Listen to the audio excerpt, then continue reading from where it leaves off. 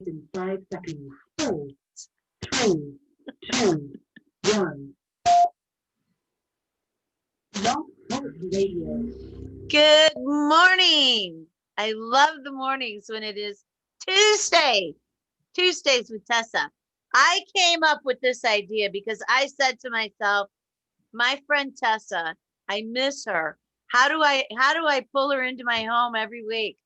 I know, Zoom call. I know, Blog Talk Radio. So here we are, Talks with Tessa on every Tuesday. Good morning, Tessa Greenspan. Good morning. It is a good day to have a good day. It is a really good day to have a good day. And it is a good day, actually, to be inside. Yes, it is. Wherever you are, yes, it is rainy and cold here, but Yes, we have the comfort of being inside where it's nice and warm that's and right. sun shining from our light. So, uh, Right. Hallelujah. mhm, mhm. So you and I have said that October is a month for snuggling in, settling in, and making plans and getting ready. And today, what we're talking about is getting ready for the holidays. So I started thinking about this. Now, as you remember very well from the way that I decorate my house, every single month has a holiday. Every single month has a holiday Yes, yes, and a birthday and an anniversary. So we really, I mean, whether we like it or not, we're called upon to celebrate. yes, that's true. And actually, that's a song that I play every day, Celebration by Kool and the Gang. Every single day, I I have like love three, it. four songs that I play every day. Oh, And seriously. Celebration by Kool and the Gang is one of my very I all-time love favorites. that. Yes. What a Wonderful World by Louis Oh, Armstrong is another. I love that. Welcome Holy Spirit is another. And I Choose Joy is another. So that's how I get in my groove. Yeah, that is a good way to get in the groove. Well, for the holiday, I was thinking about it for holiday for Halloween this month, this weekend actually, right? Yes. Is it this weekend? It is. It's Saturday night. Wow. So Saturday night, Halloween. I'm proud to say I have no candy. I have no candy in my house.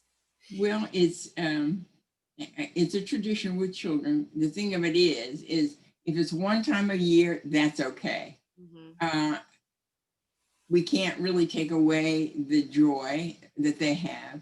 The thing of it is, so that it is not a way of life with sugar with the Right. children. So because it really helps, it ruins the metabolism and many other things. So if you limit it, and please never give them soda and never diet soda. Right. Exactly. Mhm. Well, I'll tell you what. Here's what I loved about the house that I was in for decades. We would sit out on the front stoop. Everybody in the neighborhood agreed. We'd sit out on the front stoop, meaning the front steps. And when kids would come by, we'd all have our Halloween lights and candles and all, jack o' lanterns lit. And our street lights, old subdivision, were very dim. And so it was nice. It was not spooky, but kind of romantic and calm. And we would have a walkable trick or treat. And, if you wanted to come into our neighborhood, that was fine, but you had to park on the outside and walk in. No big droves of cars. And it was really cute because kid kids would come up and they would have a joke, trick or treat, and they'd say treat. And I'd say, okay, what about the trick? And they go, oh yeah, right. And then they would tell you a joke. And they had rehearsed it, they had tried, and they were adorable. And I just loved it. And then, handing out, being with your hands held out and telling kids, take, or having a bowl or a bucket of some sort. And I would always sit outside. I'd have a couple of friends with me, concrete steps, aggregate concrete, and I'd have nice Halloween pillows for us to sit on. And we would sit and we would laugh and interact with the kids, and it was fun. And I'm afraid this year it's going to be totally different. Although people have been so creative, Yeah. this is the thing. We are a nation really of adapting. being Yes. creative. And so, they're having different parties or tailgates or other kinds of things that the kids can't. And if nothing else, you have it in your house. Right. Exactly. Even have a play. Yes. Yes. Uh-huh. I love that. So yeah, so really it's adapting and adjusting, and that's what we do as Americans. We are continuously adapting and adjusting. And this is really about this season too. Love that. We are going within, we are making plans, we are feeding the vitamins and minerals and everything that is going to help us to come out stronger, not a novice any longer in the spring. So, I mean, this reminds me of the song "I Am Woman," which many people will not know what it is. But yes, I am wise, but it's wisdom born of pain. Yes, I've paid the price, but look how much I've gained.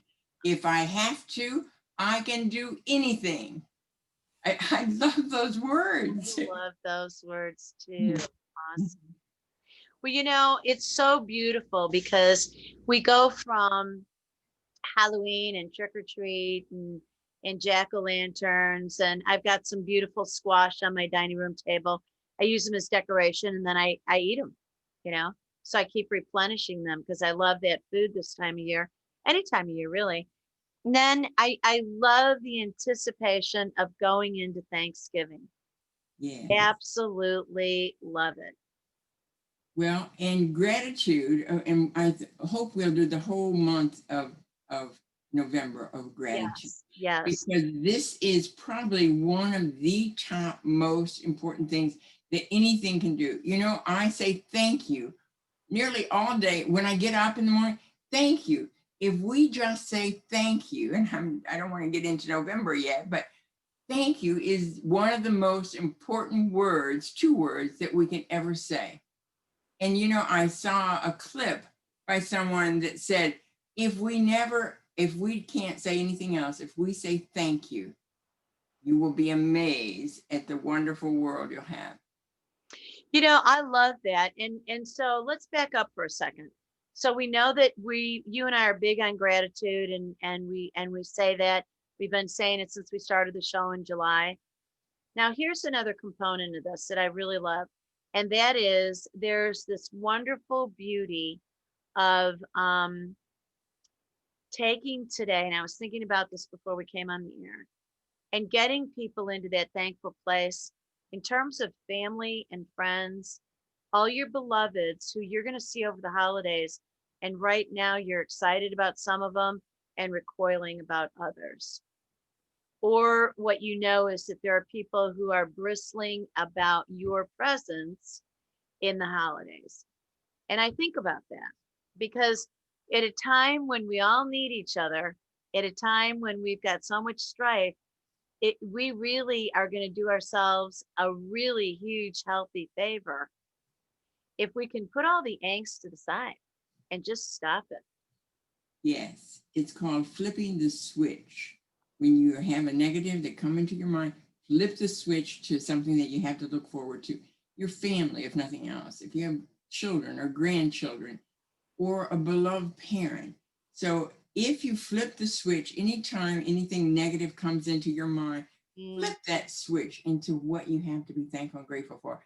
And you will be amazed and find things, if nothing else, that we have clean water, which is a big deal. So find things. If you don't have a family that you can be thankful and grateful for, there are others and other things that you can be. So it's really flip the switch. Flip that switch. You could even make a song out of it. Flip that switch. Flip that switch, my friend, my friend. Flip it, flip it. Yeah, yes. We really do. And, you know, I think about it in terms of my own family of origins. And I really, come on, there's not a day that goes by that you and I don't miss our moms. Mhm. There's not a day that goes by that I don't miss my mom and dad. And walking into the house and the turkey is being basted and all that kind of stuff. Now we're jumping ahead into Thanksgiving. But even for Halloween, there's people that we want to engage with. and have fun with. And some of it is just going to be a distancing game. Like, I'm sorry, I'm not seeing people. I can't do that. And hey, kids. You can do a family thing on Zoom every day. You Yes. can do a Halloween. Actually, it would be a really good thing if each family had something that, or one of the children have something to say, or some sort of a little trick or a saying. I like that. Yeah, so have each member or child of the family give their impression. So I love that. always, it's really being creative and really rising up to the occasion. If something doesn't work, if you can't be with them in person, then be with them on Zoom. And you know what? Here's another thing that would be really cute for everybody who dresses up for the holiday. I've always been a fairy princess. I absolutely love. Last year, I got invited to a Halloween event, and my friend who I was going to it with, she's hilarious. She dressed up as a zombie, scared the bejesus out of me. I was like, I don't, you're going to get arrested in your car just driving there. And you look like a maniac. And she said, well, what are you going as? And I said, a college professor.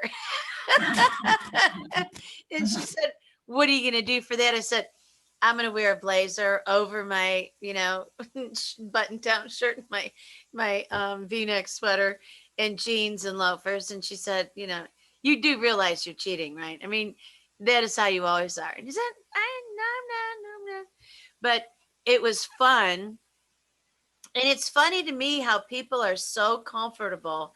I am not, which I think surprises some people because I'm kind of bold. But I am not comfortable wearing some costume that is not at all me. I don't have a fantasy about being much other than a fairy princess.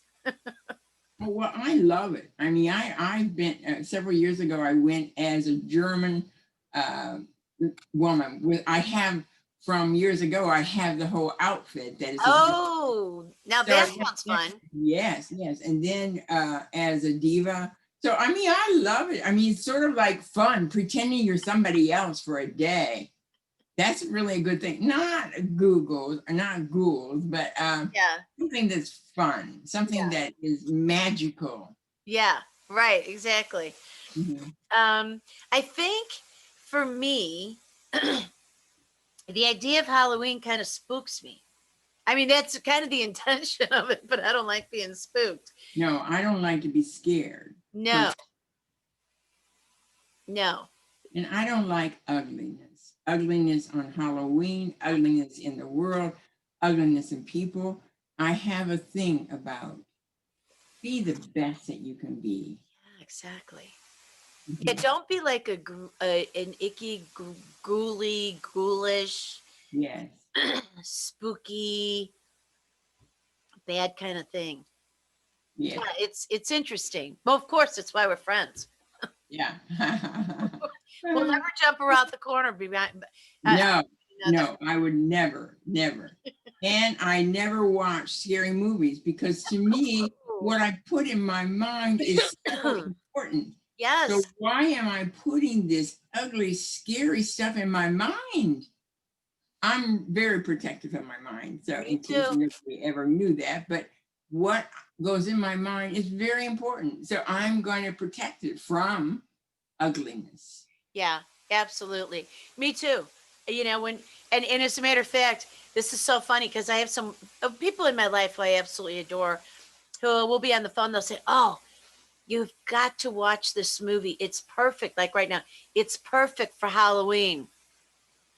How perfect is it? Oh, it's, like gruesomeness in some street. And it's like, you know what? I can't do that. I mean, even in my professional life, I've had to deal with real scenes like that. I don't think it's entertaining. No, I don't either. But that's our opinion. And I happen to feel that it's very good and healthy for you. So, but other people may not feel that way. And everybody's entitled to their own. if you think about it though, what you put in your mind goes into your hard drive that will then come up sometime. So there, if you study the mind at all and your subconscious mind, you will know, and you too, to our audience, Yes. you too will be proactive of what goes in your mind. Absolutely. So here's one of the things that my favorite thing to do over the Halloween um, festival time. Excuse me. I love to go to a pumpkin farm. They all seem to be sort of shut down and shut in.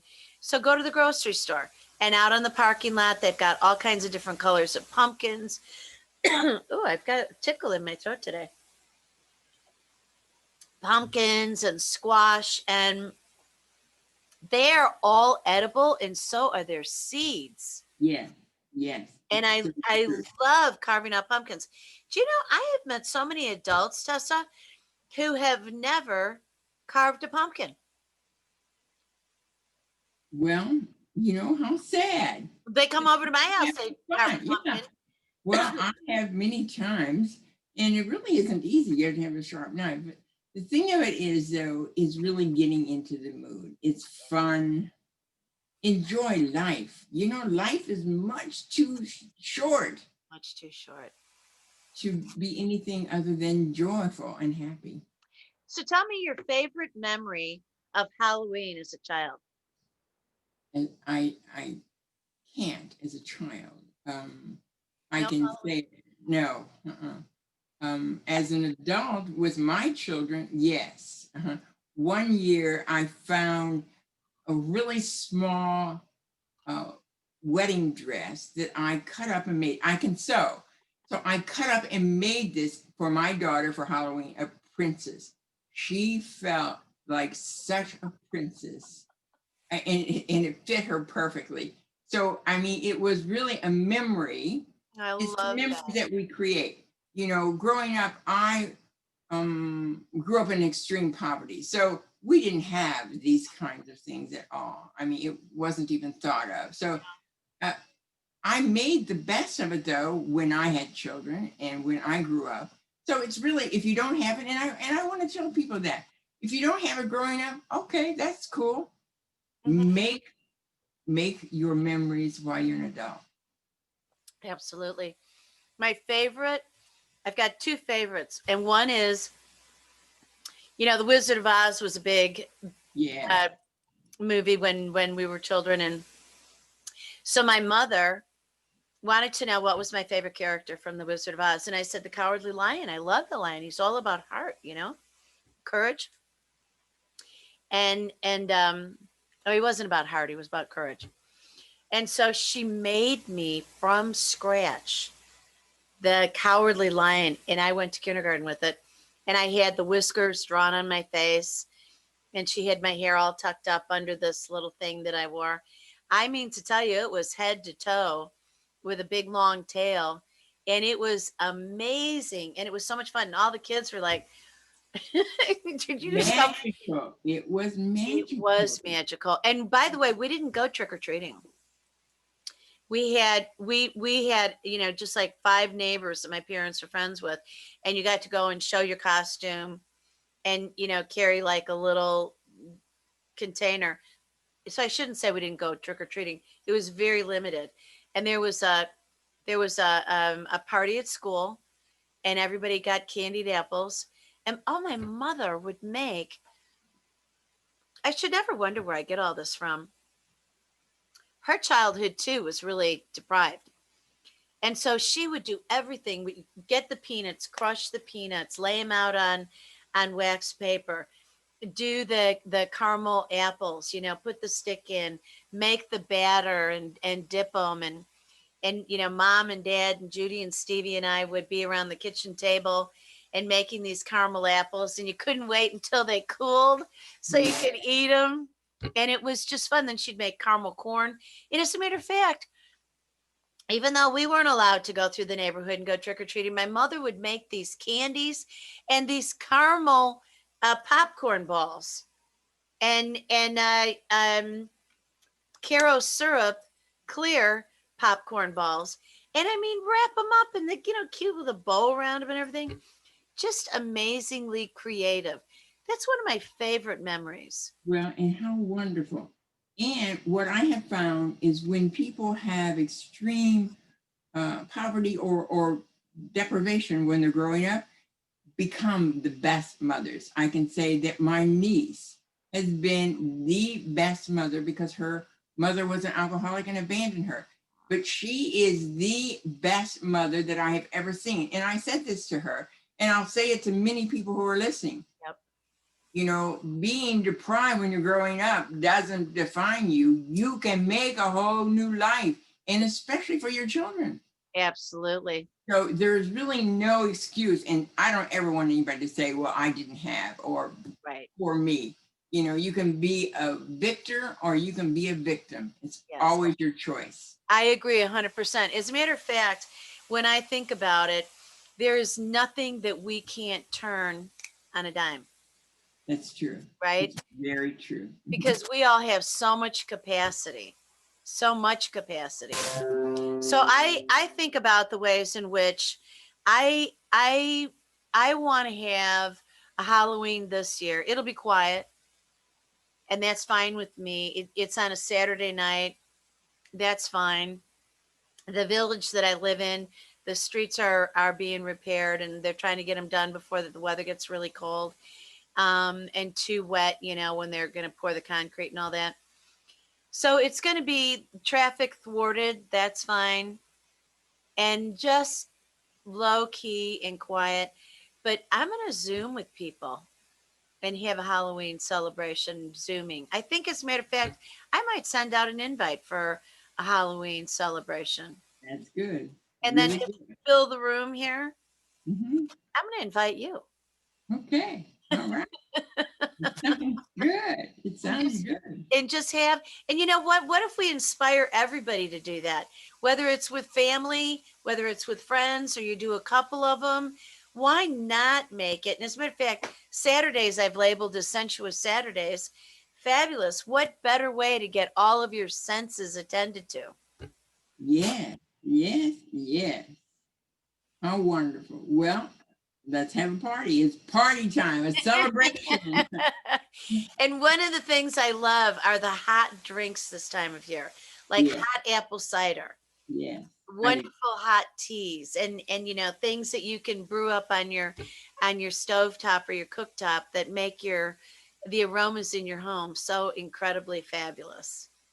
This is so good. I would like to get back to something that I would like to introduce to people. And Please. there is a person who is the pumpkin queen. Oh, Her really? name is Sarah Fry, Frey. Okay. And she just wrote a book called The Growing Season. Really? She supplies Walmart, supplies all of the big chains. And this is a person that was born into extreme poverty, really started working when she was 8.